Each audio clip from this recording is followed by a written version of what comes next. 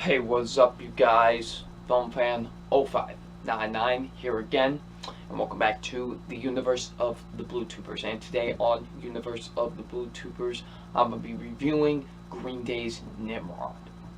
So, Green Day's Nimrod is a 1997 released album, and this is the fifth studio album from punk rock group Green Day. Now, yesterday was the 20th anniversary of this record, and since I figured, since it's around the time of still, its 20th anniversary and stuff like that, I figured I'd come on here and talk about the record, because, let's just say this is worth talking about. So, around this time for Green Day, Dookie was a massive success, and, everyone loved it. It went diamond. It was crazy. That album was a massive success.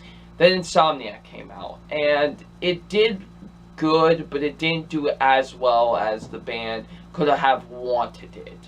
So maybe a little bit of worries went into going into Nimrod, because, in terms of sales and stuff, because they were afraid, that maybe this wasn't going to sell as much. And it did do pretty well, but, this was very different. Very different from both, Dookie and, Insomniac. They play around with a lot of things on this album. This album is 18 songs long.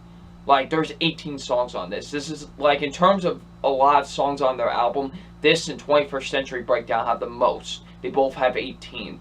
So, yeah, there was a lot to handle with this. And, now, of course, different doesn't equal good. What I mean, like, different. Just because it's different doesn't mean it's good. But in Green Day's case, it's pretty excellent. Honestly, Green Day's Nimrod it's one of their best albums. Nimrod is one of their greatest albums they've ever done. It is such a unique and different album for them, because they play around with so many things on this album. Like, they do their typical punk rock stuff, but then they also go into ska at some point. They, go into hardcore punk at some point. They, play around with the acoustic song. They, they even do a, kind of somewhat of a dopey, like, Western twang. Like, it's weird. They go into so many different routes with this album that it's really cool, honestly, that, the band really shows that they're not a one-trick pony, that they can do all this other stuff, and it's quite fantastic. And I really love this album a lot. It's definitely an album that I initially wasn't too huge on whenever I first listened to it. It's because it was just so different from the rest of the stuff that Green Day had ever done. I was just kind of like, eh. But then over time, I started appreciating more, listening to it more, and loving it more and more, and appreciating all of the different styles that they went with this album, and it's fantastic. So let's get into why I love this record so much. First being the production. The production is fantastic. This is some of the best production that Green Day has ever had on an album. It is great. I love the production with a lot of these songs. It sounds really, really fantastic. I really love the production a lot. Billy Joe Armstrong sounds great with his vocal work on this album. The guitar work is fantastic. I love his guitar work with a lot of these songs. Nice Guys Finish Last, Hitchin a Ride, just some examples. Good Riddance, just some really fantastic guitar work. He does such a fantastic job on this album with both his vocal work and his guitar work. Like, so great. Of course, Mike just kills it on the bass, as he usually does. The bass lines on some of these songs, like, Nice Guys Finish Last, Hitchin a Ride, Redundant, Worried Rock, All the Time. Just a lot of it, you can just tell that this guy is fired up. Like, he does not make himself feel, like, oh, hi, I'm here too. No, he makes his presence felt, and that's what I love about Mike Dirnt. He makes his presence felt as the bass player for this band, and it's really great, and it really shows on this album. Like, his bass work is really fantastic and really lights up a lot of this album, just like he does with other Green Day albums. Of course, Trey's drumming is great. I love Trey Cole's drumming on this album. He does a really fantastic job as well. So yeah, a lot of the production and, everyone in the band does their job very well. So yeah, the production is really fantastic. So let's now get into some of the songs. Let's first start off with the opening track and what was the last single actually released off of this record, Nice Guys Finish Last. Nice Guys Finish Last really starts off the album really well. Like, it's definitely one of my favorite openings to any Green Day album. I love Nice Guys Finish Last. It's kind of a sarcastic tune. Like, you really can tell, like, just the way that Billy is singing, a lot of the lyrics to it. It's very, very sarcastic, and I love it. The bass line is great. You know, when you get to that opening, you just hear the bass line for a little bit. It's great. I really love the bass line on that song. And I really love Billy's vocals as well. It's just a really great tune. It really starts off the album well. It's fantastic. I love Nice Guys Finish Last. Really starts off the album quite well. And it's a nice sarcastic little tune. And it's great. I love it. And, you know, stuff like Hitchin Ride, which is literally the next song and was the first single released off of this album. Hitchin Ride has such an interesting tone to me. You know, you just hear a violin go, like you hear the violin in the beginning, and then you hear the drums and the guitar and the bass, and they're going, like you just hear that kind of beat, and it just goes so well with the tone of the song. You know, it's basically about someone just, you know, who's dealing with alcoholism and, you know, drug addiction. He's just like, you know, just trying to hitch a ride, trying to, I guess, get sober, you know, get better, I'm guessing. You know what I mean? And it's really great. Like, I really love a lot of the lyrics to it. It's fantastic. Like, the instrumentation to it just really works with the tone, I guess, that they're trying to go for with the song and stuff. It really works a lot. I really love Hitchin' a Ride a lot. Definitely one of my favorite Green Day songs and one of my favorites off of the album. Hitchin' a Ride is great. And then, of course, you know, when Billy goes, shout, and then, and basically the song just erupts. It's great. Like, I love that finale to the song. It's fantastic. Very underrated single, Redundant. Redundant is probably the most underrated single they've ever released. Like, Redundant doesn't get enough attention, which sucks, because it's really fantastic. It's like my second favorite song off of the entire album. It's so great. It has this nice laid-back guitar riff to it. It's got a nice little tone. Like, I love just the nice laid-back feel it has. And it's so great. Like, I love the lyrics to it, you know, basically talking about, you know, how basically doing something over and over again during a relationship, it can get quite redundant, and it can, you know, be quite annoying for that relationship. And it's great. I really love it a lot. You know, Mike's bass line in the beginning, really, it's mostly in the beginning. You can hear it much clearer, but you can hear it throughout the song. But I just love that laid-back instrumentation that they have with the song. It just works so perfectly. It's one of the best instrumentation they've ever had for a song, honestly. It's so great. And it's a very overlooked song and a very overlooked single. I feel like it doesn't get as enough attention as it should. You know, and of course, you know, like the Grouch and Scatter, those are also two great songs. The Grouch, nice, very kind of somewhat just angry song about, you know, someone who doesn't want to turn out like their father, and he ends up doing exactly that, or turning out like his father, and now he's just angry at the world, just pissed off at everybody, and it's great. Scatter, just a nice little song about, you know, looking back on memories with someone. That also is really great. I feel like that song doesn't get enough attention as well. So yeah, a lot of stuff off of this album really doesn't get enough attention. Heck, I feel like the album sometimes, you know, gets a little bit overlooked sometimes, because it's really great. It has a lot more things that a lot of people, you know, kind of miss with it, and I kind of, you know, feel like that sucks, you know, because it's really great. And, you know, of course, one of the probably the angriest track they've ever made, Platypus, I Hate You. Dear God Almighty, this song is just filled with anger. Like, you just hear, like, you hear that aggressive guitar riff into the beginning, and just from then on, it's just pure hatred, and I love it. It's definitely it's probably the angriest track the band has ever made.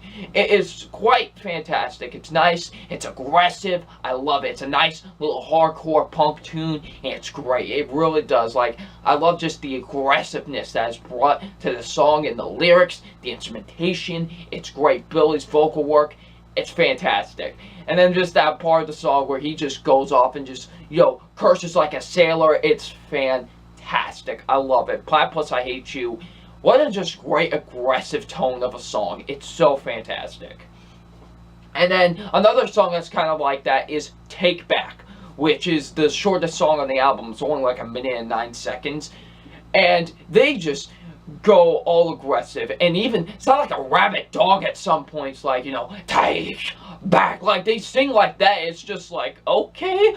Like, I was really, when I first heard that song, I was really taken back by it, no pun intended, but I was just like, the heck is going on here? Like, it's so great. Like, it really gets its point across in 1 minute. It's fantastic. I love that song so much. Like, it's almost a song you can kind of headbang to. Like, it's great. I love Take Back. Another song that really gets overlooked, and kind of another one that gets overlooked, is Jinx.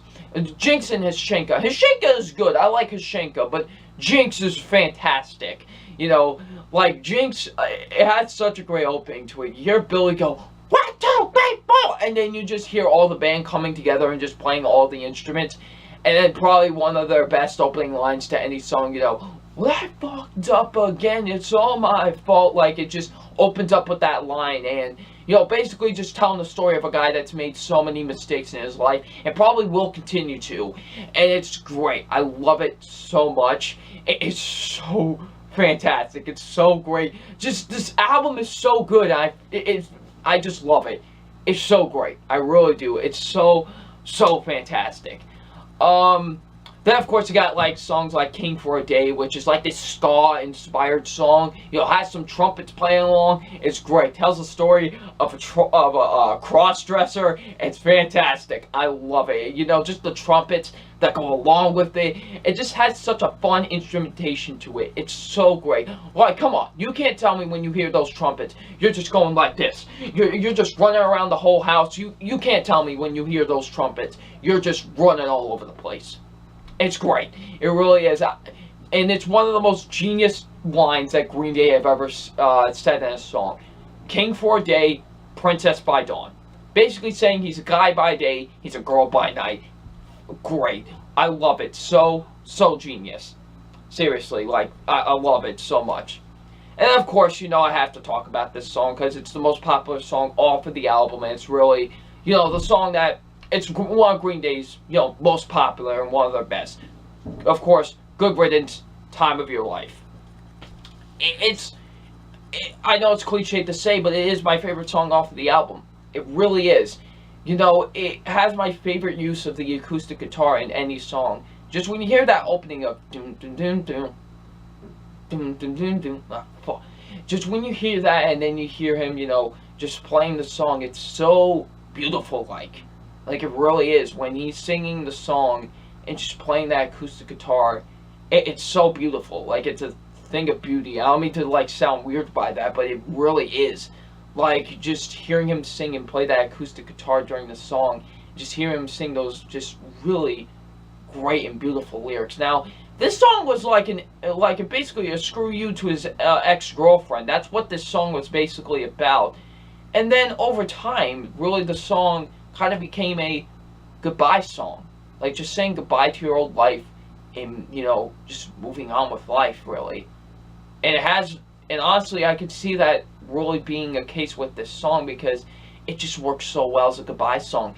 It really works. What adds to it, though, is those violins. Those violins, it adds so much to the song. Like, it really does. It just has this beautiful, beautiful, beautiful, like, instrumentation to it. It adds so much. It just adds to the overall kind of moving on type of feel with this song. It really does. It's so great. I love it so much. The lyrics are so beautiful, just of talking about, you know, moving on and, you know, starting a new chapter in your life. It's so great.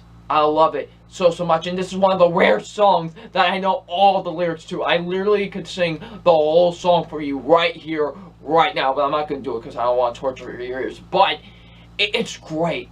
It's so fantastic. It's so beautiful. The way that the acoustic guitar, like I said, it's probably the best use of the acoustic guitar I've ever heard in a song. It's just the way it's used. It's so beautiful, and the way Billy Joe Armstrong sings this song, it's so great. It just, the lyrics behind it are so amazing. The violins that are added to it are so great. It adds a lot to the song. It's so beautiful. Yeah, just nothing else really I could say more about this song, because it's been talked about to death, and for good reason, because it's just a beautiful track. It really is. It's such a beautiful song that should have been the closer to this album. That's one of my only issues with this album, is I think Good Riddance should have been the closer to this album. Now, Prosthetic Head is a really good song. Do not get me wrong. I like Prosthetic Head. It just doesn't work as a closing track. Good Riddance would have been perfect as a closing track. But I don't know why they didn't go with it, honestly, as a closing track. It just seemed kind of obvious. But, you know, not taking anything away from Prosthetic Head. Prosthetic Head is a really good song, but it just doesn't work as a closer for me. This, however, works as a closer, and it definitely should have been the closer to the album. And really the only song I don't really care for off of this album is Uptight. Kind of the instrumentation is kind of boring to it. It's definitely one of the darker songs in terms of lyrics. Like they talk about someone that's really dealing with bad alcoholism. And it's just okay. The lead up to it is kind of just alright. And then the explosion in the chorus is kind of bland and underwhelming, honestly. It's not a bad song. It's just definitely the weakest song off of the album. So, yeah, besides that, Nimrod is a fantastic album. I feel like some people really, really overlook this album. It's really great. I feel like it should get a lot more attention than it does. I really think this is a fantastic album. And also another song I really love is Reject. Forgot to mention that. Reject is great. Just basically talking about a woman. He's talking about a woman who sent him a letter basically saying like, oh, you're ruining my kids' lives. Your vulgar lyrics are terrible for my kids. And he's just like, I don't care. I'm making the stuff I want to make. You know what I mean? And that's what he's basically talking about in this song. And it's fantastic. I love it. It's great. So yeah, overall, just Nimrod is fantastic. It's one of Green Day's best, and an album that I think often gets overlooked. It's really great how they play with so many, types of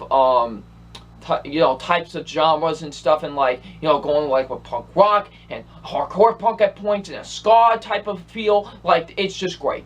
I love it a lot, and it's definitely an album I could go back to and listen to more and more as the times will go on. So aside from my official rating on Green Day's Nimrod, and my official rating on Green Day's Nimrod is a 4.5 out of 5. A near, like it's that close to getting a 5 out of 5 for me. But, it's still fantastic. It's such a great album. If you've never listened to Nimrod, please listen to it. It's so great, especially around now since it's like its 20th anniversary. I think this is the perfect time to listen to it. It's so great. I love Green Day's Nimrod. It's definitely one of the best albums they have ever done. It's fantastic. There's nothing else more I could say about it. It's so great, and it deserves all the, a lot of fans really love it a lot, and it deserves all the praise from the fans because it's great, and it's fantastic. So, yeah, Green Day's Nimrod definitely deserves a 4.5 out of 5.